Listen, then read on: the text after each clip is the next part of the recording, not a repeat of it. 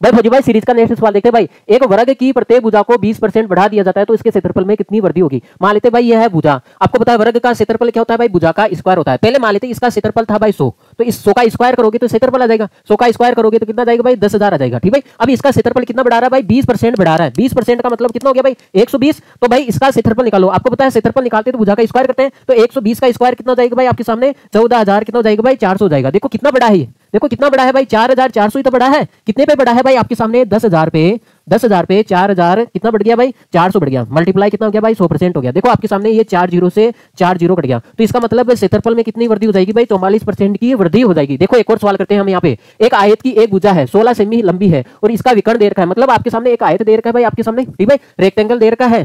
देखो इसकी एक भुजा लंबाई दे रखी है, देखो इसकी लंबाई है 16 सेमी ये दे रखी है और इसका एक विकर्ण दे रखा है कितने सेमी का भाई 20 सेमी का दे रखा है। तो आपको इसका आयत का क्षेत्रफल, भाई आयत का क्षेत्रफल एरिया निकालना है तो क्या होता है भाई लंबाई इंटू चौड़ाई होता है। देखो लंबाई तो है इसकी, चौड़ाई नहीं है। आपको पता है ये क्या है समकोण त्रिभुज है, तो आप इसमें पाइथागोरस प्रमेय लगा सकते हो, लगाने की जरूरत नहीं, आपको पता है ट्रिपलेट होता है 5 4 3, ठीक है होता है ना।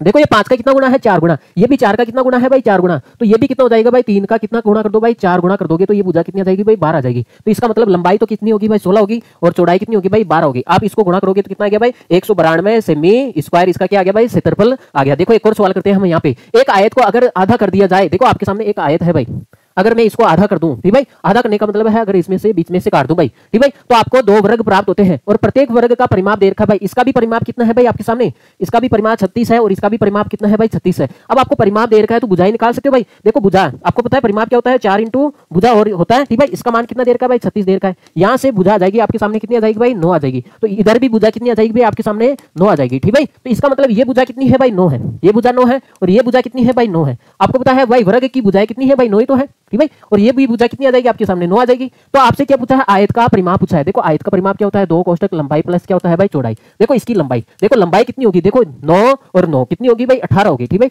चौड़ाई कितनी है भाई, चौड़ाई तो 9 ही तो रहेगी भाई, ठीक भाई 9 रहेगी, ठीक भाई। आपके सामने ये हो गया आपके 27, 27 को 2 से करोगे तो कितना आ गया आपके सामने 54 क्या आ जाएगा इसके अंदर सेंटीमीटर, ठीक है सेमी, सेमी इसका क्या आ जाएगा भाई परिमाप आ जाएगा। ओके।